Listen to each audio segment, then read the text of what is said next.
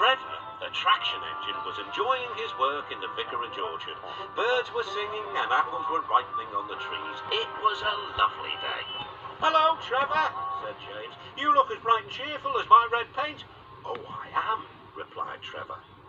"What's that noise?" asked James. "It's the bees," laughed Trevor. "They're all in these boxy things called beehives. I'm taking them to the station.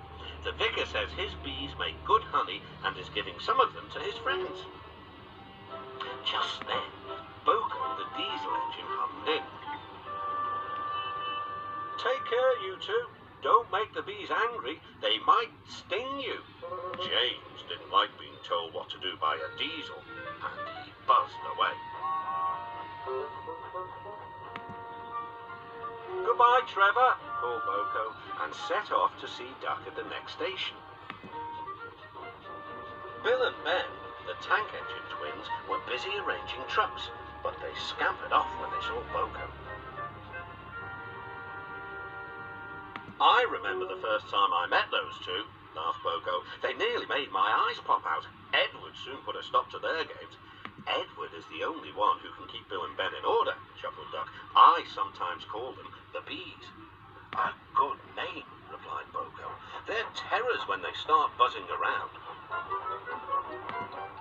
James bustled in. "What's that, Duck?" he snorted. "Are you afraid of bees? They're only insects after all, so don't let that buzzbox diesel tell you different." "His name is Boko, and he didn't "I wouldn't care," interrupted James. "If hundreds were swarming around, I'd just blow smoke and make them buzz off." "Buzz, buzz, buzz," retorted Duck. The next morning, James arrived at the station to collect his coaches. The passengers were excited and keen to get on board. The platform was crowded, and the porter was in a hurry. "Mind your backs!" he shouted. Then there was trouble. The beehive fell and broke open. The station cleared like magic. James heard a familiar buzzing. The bees were too cold to be cross, so they buzzed around the fireman, hoping he'd mend their hive. But he didn't understand, nor did his driver. So the bees turned to James. His boiler was nice and warm. "Buzz off! Buzz off!" hissed James. One bee burnt his foot. "Ooh, ah, phew, phew!" The bee thought James had burnt him on purpose.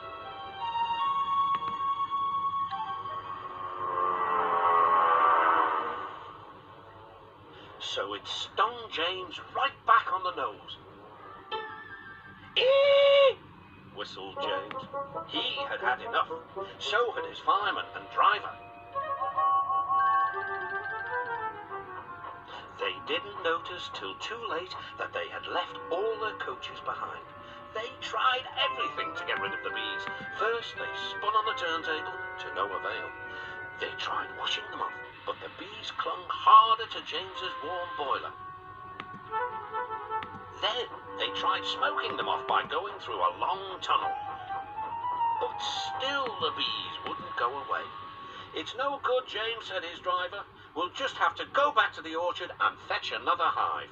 James's reply was drowned by the sound of buzzing.